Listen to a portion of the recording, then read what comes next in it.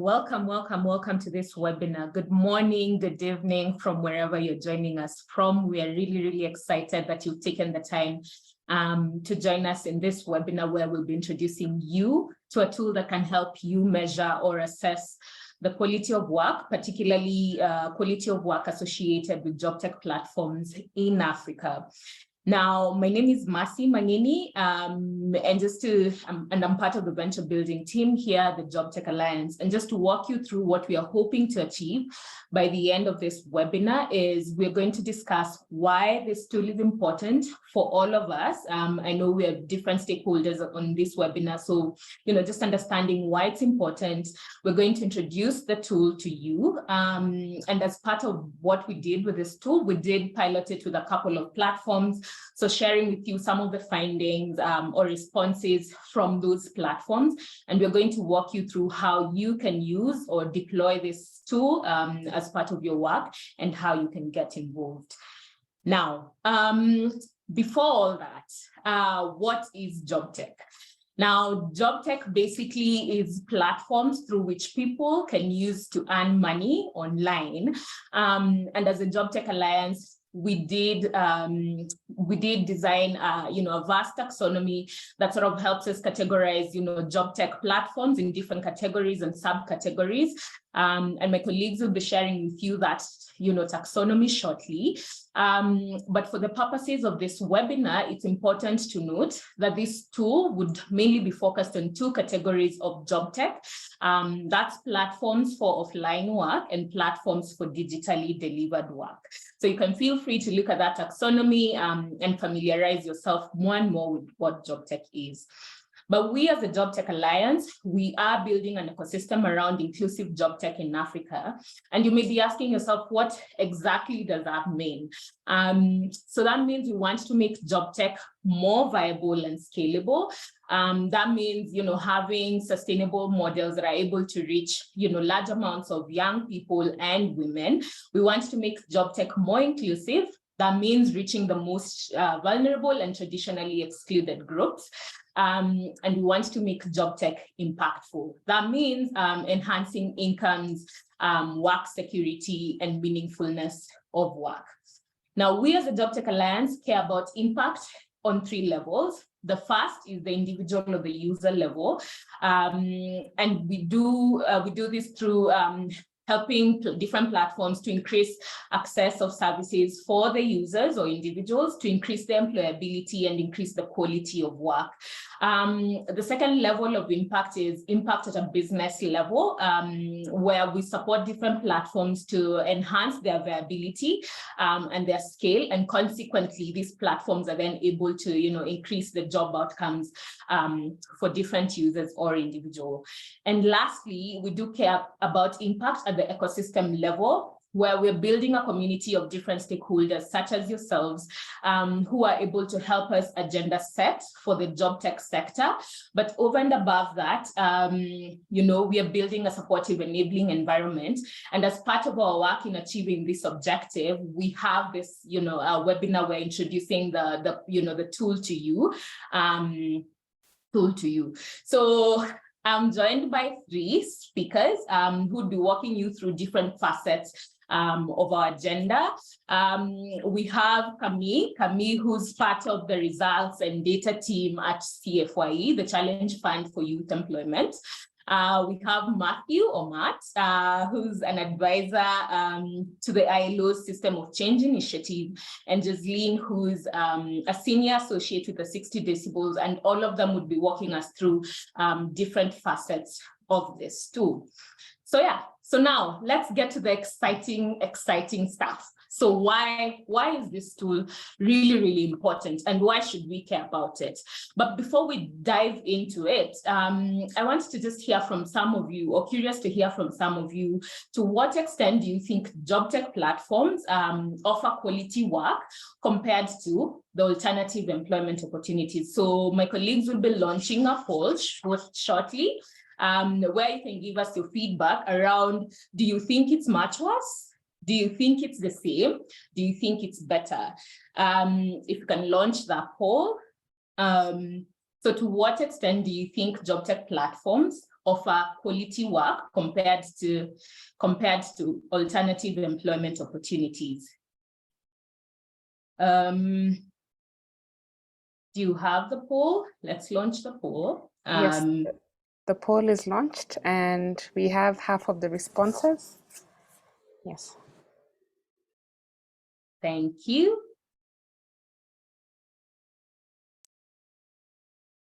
All right, so would be ending the poll shortly. Carmen, if you're able to share with me the results of the poll. Yes, I am projecting the results. Thank you so much.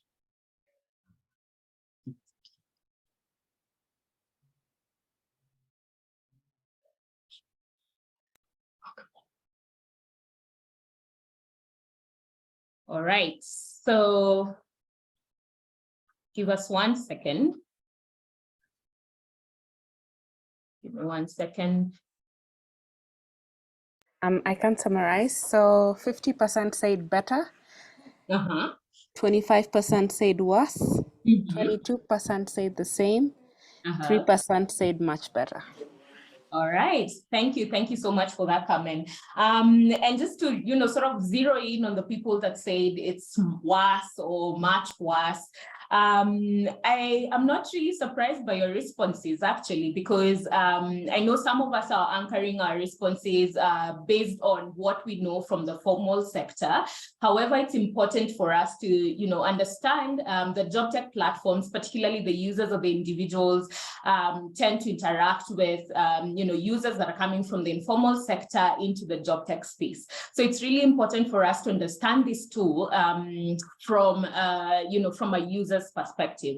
So I'll invite Camille to walk us through why this tool is important. Camille. Thank you. So yeah, it's like Mercy already said, my name is Camille and I work for the Challenge Fund for Youth Employment. And for the ones that are not familiar with the Challenge Fund for Youth Employment, I just want to give you a very quick overview of what the fund is and what we aim to do. So as the Challenge Fund for Youth Employment, we aim to create decent employment for 200,000 young people in Africa. And at least half of these 200,000 jobs should be for young women. And we do that, we create those jobs by launching challenge calls and we select implementing partners. And these implementing partners we provide with co-investment and technical assistance so that these implementing partners can start creating jobs. And you can go to the next slide. So far, we already launched 7 calls and we are already working in 11 countries across Africa. And we're currently working with 70 implementing partners. So as you can imagine, with such a number of implemented partners, we can learn a lot and we can make a lot of observations. And one of the observations we made in our portfolio is that, and you can go to the next slide, is that more than half of all these projects have some digital element. And these 36 projects which have a digital element, they aim to create more than 121,000 jobs. So that's quite a large number. And we also see that all these projects are created in different categories of job tech. So like we already heard in the introduction, we have different categories and we see that our implementing partners are active across all these different categories. So we have implementing partners that focus on linking people to offline work, to online work. We have implementing partners that focus on skill building or digital skill building. So we saw that we have a growing number of digital jobs, but these jobs are also quite new. So we also found out that it's quite hard to know what the quality of these jobs is. And if you can go to the next slide. Like I said in the introduction, as the Challenge Fund for Youth Employment, our goal is also to create decent jobs. And that's where it comes together, because how do we know if these digital jobs are decent? What is the quality of these digital jobs? And that's also why, as the Challenge Fund, we are very happy with this tool, because we can really see that this tool can provide us with insights on the quality of these digital jobs. So for us, it's very handy, and it comes in very useful to know how we are doing as a fund. But also as an employer, this can be very useful, because also as an employer, it can be hard to estimate what is good and what is good enough for a digital job. So this tool can also really help our implementing partners and businesses to also get a better understanding of the quality of the digital jobs they are creating. So we really see the added value of this tool for funds for programs like ours, but also for really the digital businesses. And then I would like to hand over back to you, Mercy. Thank you so much for that, Camille. And it's really, really important for donors such as yourselves or funders such as yourselves to be, involved in what decent work looks like. And I know, there's a couple of questions in chat, and I know Matt is already jumping on it, but that's really the meat of all this, where we're going to introduce the tool to you. But before we do that, recently we as a Jobtech Alliance held or hosted a webinar where Dr. Julie Zollman was sort of disseminating her research around, what does quality of work look like, particularly for Uber drivers in Kenya. So for those of us who attended the webinar, some of those interesting responses or findings from that research, but I'm curious to hear from all of us what you think best summarizes the findings from that research. Do you think Uber drivers said their incomes are bad, dignity bad, incomes are good, dignity bad? Let's see from some of you. We can give you 30 more seconds. What do you think were some of those findings? I see most of us are leaning towards incomes good, dignity bad. All right. So it's really a toe-to-toe between incomes are good and dignity is bad, and incomes are bad and dignity is good. All right. Carmen, if you could end the poll. Thank you so much. So I think the winner is incomes are good and dignity are bad. So it's really interesting to hear some of your views. The finding from her research was, whereas Uber drivers would, particularly those that have credit or loans that they're servicing, would generally respond that their incomes are bad. What was surprising is that some of them, scored the dignity much higher than was expected, which is why it's really important to understand this tool from a user's perspective. So I'll just invite Matt to come on to walk us through, what is this tool and how does it look like, Matt? Thanks very much, Mercy. So let me first walk you through the process of how the ILO, CFYE and the Jobtech Alliance, together with our friends at 60 Decibels, developed this quality job tech survey tool. So I guess the first thing to say is, for starters, that we recognize there is a vast amount of work that's already been done on understanding labor market outcomes in the gig economy. That's come from academics, researchers, policymakers, NGOs, and many others. So we didn't want to replicate that, but really build on it with a focus on a kind of practical, boots on the ground emphasis on how that body of knowledge could be turned into a tool for our primary user group. And that user group really being ecosystem actors in the job tech space, such as donor programs, foundations, accelerators, capacity builders looking to enhance worker well-being. So what do we want the tool to do for them? Well, three things. First, to make it easier to listen to the lived experience of workers engaging with job tech platforms. So it's not really necessarily to understand the platform practices themselves per se, but the impact of those practices on worker well-being. Second, really to learn and to see the tool as a synthesis and a compilation of tried and tested questions that organizations can use, pretty much off the shelf if they want to, as part of their monitoring and impact measurement activities. And third, really to make sure this tool struck kind of the right balance between being insightful, but also lean and therefore cost effective and low burden to deploy. So on the next slide, we can see the process we went through. It really started with aligning on two dimensions, kind of figuring out what specific job quality topics we should focus on. And then in turn, what questions would we be asking to understand each topic. Now, job quality, as many of you know, is so multi-dimensional. And our starting point was the ILO's kind of 10 substantive elements of the decent work agenda. I think there's already been questions in the chat around kind of what does kind of decent employment and decent work look like in practice. We then looked across the Jobtech taxonomy that Mercy shared earlier and aligned that with globally recognized kind of occupational classifications. We then started to engage with others who've thought, really deeply about this space, such as Fair Work and others.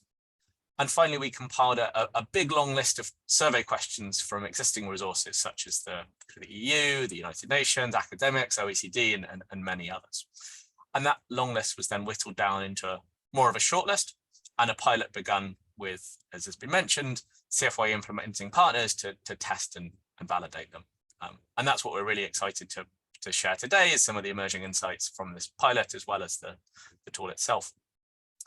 So as you'll see on the next slide, as it stands, the survey is about, exactly 30 questions long. It covers these 10 core topics on the right, grouped by these themes on the left. And very soon, in fact, it's happened already, we've just put the link to the actual survey and set of 30 questions and response options in the chat. It's a Google Doc. We would absolutely love to get your thoughts on it, either now in real time as you're listening to us talk, or after the webinar. And as you'll hear from 60 Decibels in a second, with some of the insights from piloting this tool, the questions we're asking ourselves, and would love to hear from you on, are these the right themes and topics? Are we missing anything? Are these the right survey questions to ask? We'd really appreciate your insights on that. So Mercy, let me hand it back to you before we go into insights in the pilots. Great, thanks, Matt. And I think that's a good segue to just hear from the rest of us on the call, what we think people were saying around what's important aspects of work for them, before we hear from 60 Decibels around the pilot that they did. So what do you think are the most important aspects that people care about when talking about quality? I'll just give us 30 more seconds. I see these are most people are leaning towards upskilling and advancement opportunities. All right, 30 more seconds, or 10 more seconds, sorry. Right, Carmen, if you could help us end the poll. Right, thank you. So I see more people are leaning towards income reliability, sufficiency and fairness of income. And this is to say, it could cut across all, but it's lovely, or it would be lovely to hear from Jocelyn, based on the pilot that you conducted, what were some of those important aspects that people cared about? Jocelyn? Yes, thanks, Mercy. Hi, everyone. Just by way of introduction, my name is Jocelyn Kaur, and I work with the India team of 60 Decibels. To kick things off, I'm happy to quickly share a little bit about who we are at 60 Decibels and just what it is that we do, how we conduct our research. So, Mercy, if we could go to the next slide, please. 60 Decibels is a social impact measurement company. We're working, in over 80 countries across multiple sectors, and our mission is to really listen to the end beneficiaries, in their own voice about their lived experience, as Matt was mentioning. To understand how they've experienced a job, a product, an intervention, anything. And the way we're able to do that is by conducting phone survey interviews with end respondents, which helps us collect, high quality data directly from them, which we're then able to synthesize into findings to share with important stakeholders like all of you here today. And, our hope is really to inform decision making. And since we've been doing this for a while now, we're also able to benchmark results from any study that we do, which can help understand how results from one study compares to sort of similar studies in the same space and context. So, with this initiative, we hope to be able to do the same for this space as well. Now, zooming a little bit into our ongoing research, Mercy, if we could go to the next slide, please. Yes. So our ongoing research with our lovely partners here at the ILO, CFYE, and Jobtech Alliance, we're conducting an impact assessment study with job holders in the digital economy who are working with job tech platforms to understand what their experience is with these platforms, the impact on their lives, and really the quality of jobs that they're able to access in this space. So keeping this objective in mind, what we did is we conducted 255 phone interviews earlier this month with employees who are working with a job tech platform in Nigeria.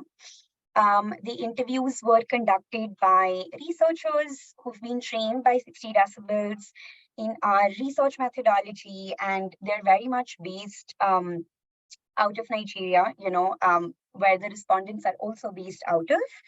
And all of these interviews were conducted in English. And on average, each interview took about 20 to 25 minutes. Before diving into the findings themselves, I just want to mention, these are mostly preliminary findings that we're able to present today because we continue to analyze the data as we speak. So the idea really is to give you a sneak peek into the kind of data and findings, you could expect to collect from this tool that we're introducing to all of you today. So on to the next slide, Mercy. Yes. So to just, kick things off with the findings, I would love to take a minute to read this one quote from a 24-year-old woman that we spoke with. So let's read it together. This person says, "My life has improved greatly because I am established and independent now. Before, I used to live off my parents and I would have to do what they say. But now I'm independent and I can make my own decisions. Also, when things were really hard some weeks ago, the platform helped by giving us some extra stipend to support us." So I truly think, there's no better way to sort of introduce our ongoing research, considering listening to these human voices is really at the core of what we do and what we want to continue doing. So while we did collect a lot of such qualitative data in this study, I'll be presenting findings from mostly the closed-ended questions today. Given that we're still in the pilot phase, we're experimenting with a mix of open and closed-ended questions. And like Matt said, we'd welcome any and all feedback that all of you may have about, which survey questions you think would be best suited for this space. So let's start with understanding a little bit about who we spoke with. We spoke with an even split of men and women, and our average respondent is 28 years old. Employees have been working with the platform for a year and a half. We wanted to make sure that they've had enough experience with this platform to be able to really comment on their experience. And most of them report having a legal contract with the platform, which is also something that we really wanted to sort of, inquire. So now going on to the metrics, I'll start with the impact metric that we most commonly use and have found to be, the most comprehensive one when measuring social impact. So it's the quality of life metric, which is where we ask respondents to reflect on, not just one single aspect of their life, but really any direct or indirect impact that they may be feeling as a result of, in this case, engaging with the job. And as we can see on the screen, 9 in 10 employees that we spoke with report that their quality of life has improved to at least some extent because of working with the platform. Moving on to the next metric, the theme of skills and development, which is so critical to the sector of quality jobs in general. So we wanted to understand the impact on employees' skills and, skills that are transferable, which can sort of come handy at any job or workplace that someone might be at. So the way this question was asked is exactly, the way it's written on the screen. So we asked respondents to what extent they agree or disagree with the following statement. And the statement reads, since I started working with the platform, I've learned skills that have helped me grow, develop, and get a better job in the future. Most workers agree that they've been able to pick up at least some transferable skills, with 2/3 of them, so that's the dark blue segment here, strongly agreeing to this statement. I think this is really encouraging to see, especially in the context of platform economy, considering, how a more diverse skill set typically helps individuals, to be able to take up more work and by extension sort of earn better and more consistently. Speaking of income, we asked respondents a bunch of questions around this theme as well. So just on to the next slide, Mercy. Yes. So the first one here that you see aims to understand how employees perceive their pay and benefits that they're receiving from the platform. How fair do they feel these are for them? So roughly 3 in 4 respondents describe their pay and benefits to be very fair or fair. And then another question that we were really interested in exploring was to understand variation in the income of these employees, considering, one of the key aspects of insecure work is that, the work that someone can get and by extension, the income can vary significantly than being consistent, which a traditional job typically offers. So in this case, as you can see on the right side of the screen, we see that roughly 3 in 4 employees report that their income does not vary month to month. And then of the remaining, almost a fifth say that it varies to some extent. And then a handful, which is the 5%, sort of the dark red segment, say that it varies to a large extent. Another important theme relevant, to the space is financial vulnerability and resilience, considering, again, just the nature of work and hence, the even more heightened need for individuals to have safety nets. So we asked a hypothetical question to respondents. We asked them if they had to come up with funds to cover an unexpected emergency within the next month. How easy or difficult would that be for them? And we found that 2/3 of the respondents said that it would be very easy or somewhat easy for them to come up with these emergency funds. And over a fifth, which are the red segments here on the screen, said that it would be difficult for them to do this. So, at this point, this indicates to us that there is varied financial resilience, which is unsurprising. And there seems to be opportunity for this platform, presumably for the sector, to support, individuals like these in the platform economy with improving their resilience to financial shocks. In the remaining just last few minutes, I'll share some findings tied to the theme of working conditions. So on the next slide, on this one, yes, we see 2 metrics. The first one aims to understand how employees feel about having the tools and resources that they need to do their work right. And as we can see, most of them seem to be agreeing and they feel that, yes, they have the tools and resources that they need to do their work right. And the next metric is working hours on the right side. So, while interesting to ask about average number of hours that someone puts in at work.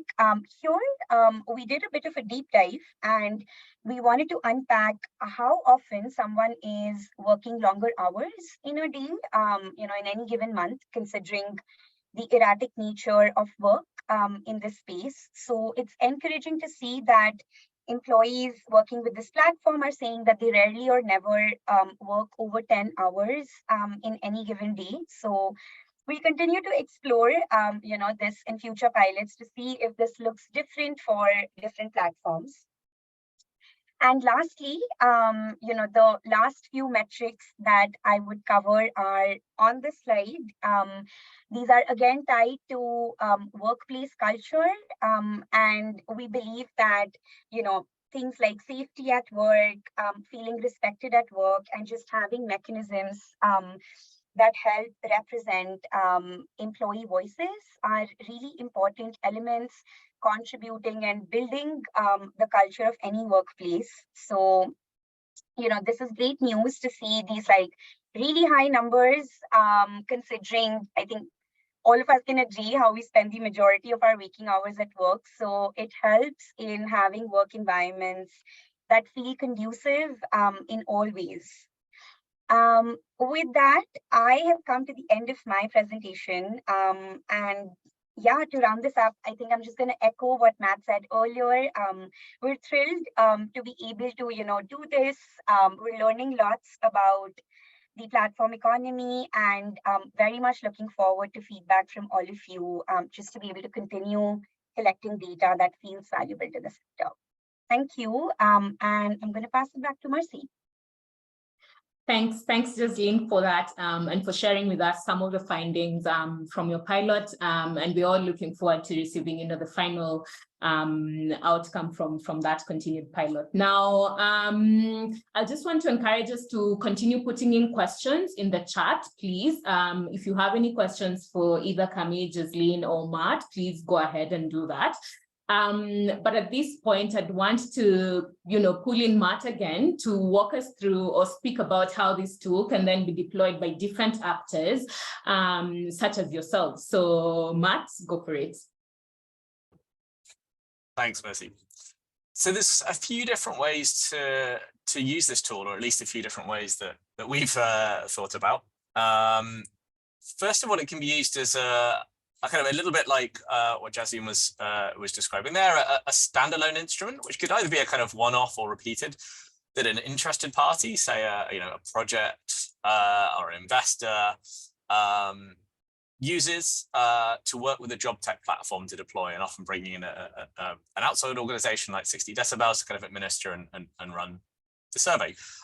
This can be digitally enabled, but questions as well, I kind of encourage you to think around, a survey ultimately is a set of questions. Those sets of questions could be the source of inspiration for in-person interactions with workers, whether that's a key informant interview or a focus group discussion. So one of our ideas is that, yes, this is a tool that primarily has in mind deployment as a survey, but also can be used as the inspiration for a wide variety of interactions with workers to understand outcomes in the Jobtech space.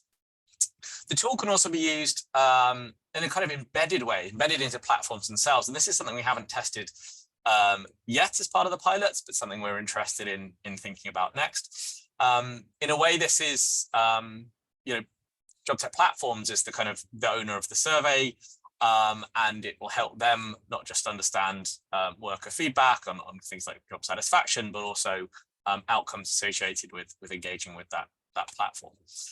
And that can be deployed potentially on a kind of more real-time pulse basis and integrated into existing tech platforms and methods of engaging and interacting with workers. And so for this, as you see on the right-hand side, we've kind of invented a new word, super lean, probably thinking that hypothesis that a 30-question survey might be a bit long to deploy on that embedded basis. What does a kind of an even more lean 10-question survey look like? Because anything longer than this potentially might make it difficult for better platforms themselves to administer, for example, in a web survey.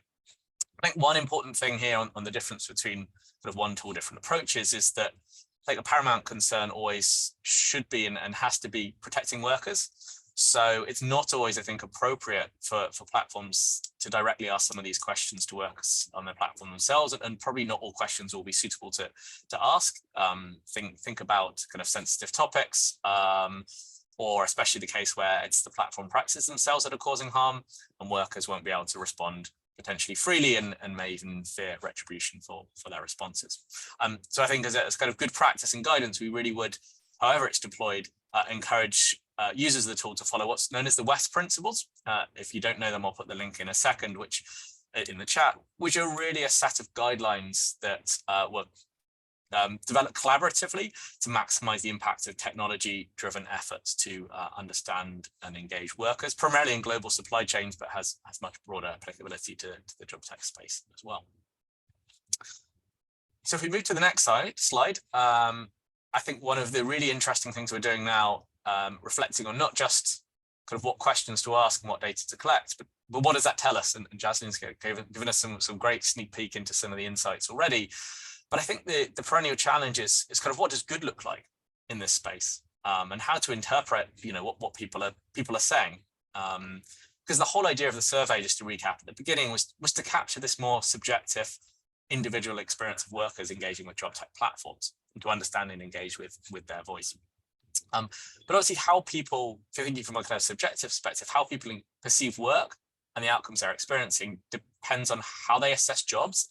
And that assessment takes place against quite a number of dimensions. So if you think about someone could kind of look at assessing and their responses to this survey, what's better or worse for them depends on obviously their previous employment experiences, alternative options in the labour market available to them, their life stage they're at, as well as kind of wider cultural, societal and personal norms and expectations around, what good work looks like. So I think that makes it a real challenge to kind of have, I think that's probably the end goal and what everyone wants to work towards, kind of a set of benchmarks, as Jasmine was mentioning, for what good looks like, or other more quantitative methods of separating good from bad.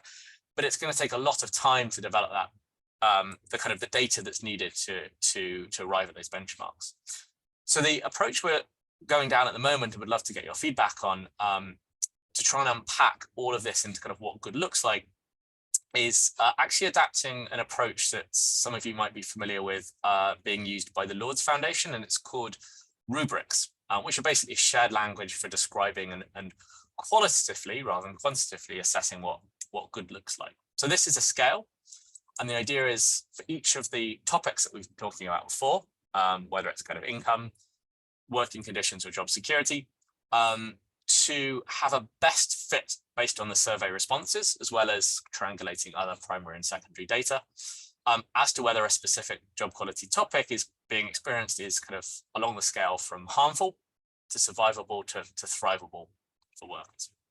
Again, these rubrics are on the Google Doc that's been shared. We would love to get your feedback on those, both on the rubrics, but also on other ideas and potential ways to understand what good looks like from a very bottom-up worker perspective. So let me pause there and hand back to Mercy. Thank you so much, Matt. Again, thank you for that. I just want to encourage us to keep putting in our questions in chat. But for now, we'll field some of the ones that came. Probably we'll start with you, Jasleen. I think you've already answered the question around the geography, so that should be fine. But over and above that, there was a question around the metrics on worker engagement, which seemed to sort of be correlated to, the metrics that you presented. So curious to hear, your thoughts around, what metrics that, you incorporated other than the ones you presented. Sure, thanks, Mercy. Just to be fully clear, the question is, what metrics do we have to understand worker engagement, correct? Correct. Yes, okay. So to understand worker engagement, I want to say the first one that I would mention is something called the Net Promoter Score, which I'm sure many of you would be familiar with, because it is a widely used metric in the sector, and we at 60 Decibels, we use it in pretty much all of our surveys across all sectors. So the way that question is asked to respondents is, we ask them on a scale of 0 to 10, how likely how likely are they to recommend, in this case, working with the platform to a friend or family member or a colleague. And so that's a rating scale question, because we're in the pilot phase and we were able to ask some open-ended questions as well. So we do follow it up to understand what some of those drivers of satisfaction or dissatisfaction are. So I want to say that is the primary metric with regards to worker satisfaction and engagement that we would rely on. Yeah. And Jasleen, did the responses vary across the platforms that you piloted with? We're still in the process of collecting the data, as I said. So we'll have, my gut says that yes, it's going to vary, because I think the platforms that we're, piloting this with do, vary slightly in terms of sort of what they offer to the employees, in terms of flexibility, working hours, the kinds of jobs that they could access. So I would say yes, I think so. We'll find out. Nice, good. And just for context, for those that joined later, this research focuses on two categories of job tech. That's platforms for offline work and platforms that deliver online work. I know there was a question around that. Now, moving on to Matt, there was a question around why ILO is involved in this collaboration, and through this collaboration, what exactly do you hope to achieve from this? Yeah, thanks, Versi. For those who don't know, the ILO, we're the UN agency for the world of work, and the particular initiative that I work with is known as the Systems Change Initiative. So really, that's looking at innovative, systems-driven ways to create more productive and decent work opportunities, particularly in sub-Saharan Africa, but also around the world. One of the things that we've noticed over the years, if you kind of conceptually think of different ways to measure decent work, you measure it at the kind of the level of a system level, kind of labor market outcomes, more structural policies, macro considerations. You can look at it at the level of kind of businesses and employer practices. So a lot of work has obviously gone into that in the job tech space and in the gig economy, understanding specific platform practices. There's also, obviously, at the end of the day, ultimately everyone's trying to drive towards positive outcomes for individual workers themselves. So kind of understanding the kind of outcomes at the individual worker level is really important. But also kind of quite tricky. So one of the things we discovered was that what would really help would be a kind of practical, off-the-shelf tool that people could use and then adapt as necessary according to their context. Say, well, look, if I'm going to go and talk to workers to understand job quality, this is what I can use. Given that, thinking over a typical, let's say, development project here, or perhaps even an investor into job tech platforms, this is going to be one of the many topics they have to understand and unpack. So the ability to kind of sit down and deeply engage and think about, decent work and job quality is multidimensional. The 10 issues, here's what we should, it's a long process. So we just wanted to make that easier for them. It's not saying it's the single source of truth or the way to do it, but recognizing it's a really important consideration, one of many important considerations. So we wanted to kind of accelerate that process. And I think ultimately there's the truism, what kind of gets measured gets managed. And I think, encouraging that kind of more data, more understanding on the lived experience and worker voice, is, I think, a critical missing piece of the puzzle across many sectors. I think when you're looking at quality of work, but I think particularly in the the job tech space where, you know, we know that, yeah, there's still a number of questions around kind of what good looks like when we're thinking about, you know, optimum levels of job flexibility, job security, depending, as I said earlier, on very varied worker personal circumstances. Absolutely. Thanks, Matt. And another question to you is around the tools specifically. I know, you know, different people have not had a chance to look through it in depth, but there's a question around, does the tool sort of, you know, have a comparison metrics between the past income, past job experiences? Does the tool sort of, you know, have that in consideration?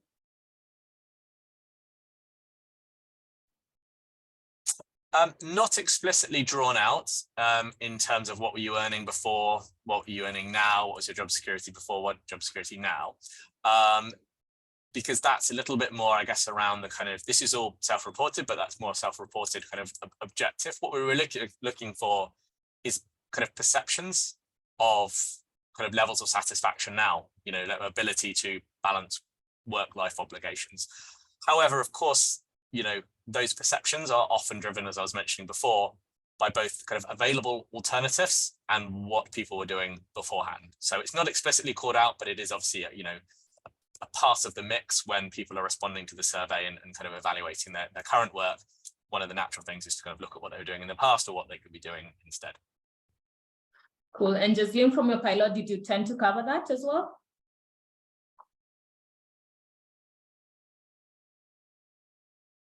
Sorry, Mercy, I think my internet just went in and out. Could you please repeat?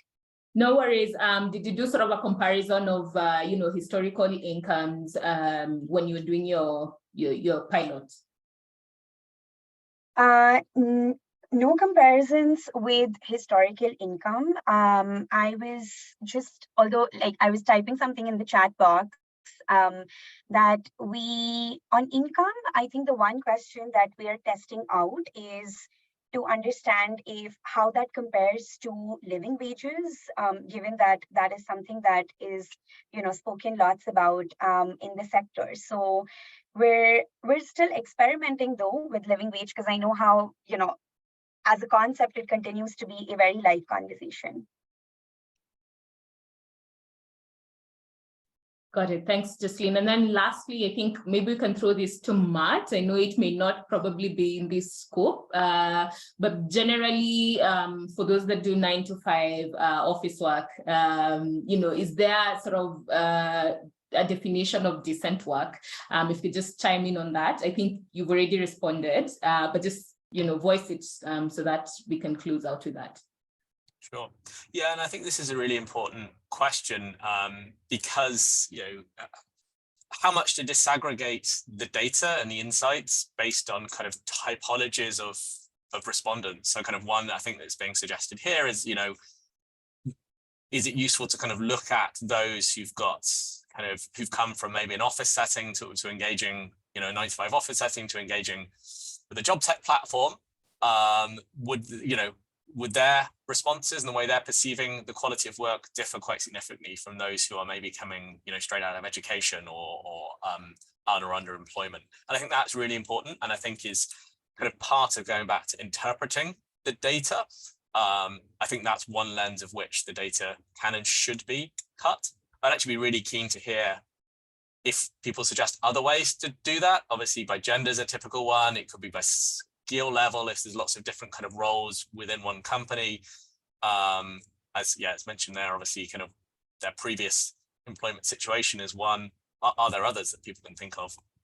Because I think that really is key to drawing out, you know, actionable insights from the data and understanding not just kind of aggregate picture of quality of work, but one that is very much around not necessarily individual, but kind of typologies of labour market pathways and outcomes. Thanks, Matt. To move us along, because of time, I see there's a couple more, so if you can just quickly respond to them on chat. But to move us along, how then can you get involved? And is by giving us feedback on or commenting on the tool itself, which has been shared with you. So we request that you do so by Friday, this Friday end of day. What that would do would collect that feedback and comments and sort of use that to update the tool, and that tool would then be emailed to you, or you can find it on the Jobtech Alliance website by next week. So please feel free to feed into that tool with your comments and feedback. And if you're interested to deploy this tool, or if you have any further questions that you feel have not necessarily been answered through this session, please feel free to email us directly, and we can sort of provide you support in how you can deploy this tool better. Now, other ways in which you can plug in is you can plug in through the Jobtech Alliance community by joining the Jobtech Alliance community, and you can find that link on our website, which is the jobtechalliance.com. Please feel free to sign up. You can receive sort of monthly newsletters around such interesting stuff like this. So please feel free to do so. But you can also follow us on our social media platforms, where we keep you updated with what's going on around the job tech space. So again, just to summarize, we'll collate your feedback and share that updated tool with all of you who've joined the call, and it would also be available on our website. I think with that said, thank you so much for now. Please keep interacting with us, keep asking questions, keep providing feedback, and I think we'll close it for now. Unless, Matt, you have any last words? Matt? Jazleen, any last words? No, the live chat box is making me really happy. So thank you everyone for engaging. Thanks. Camille, any last words? No, thank you very much, all of you, for your contributions. It was very nice. Absolutely. Thank you, everybody, and have a lovely rest of the day.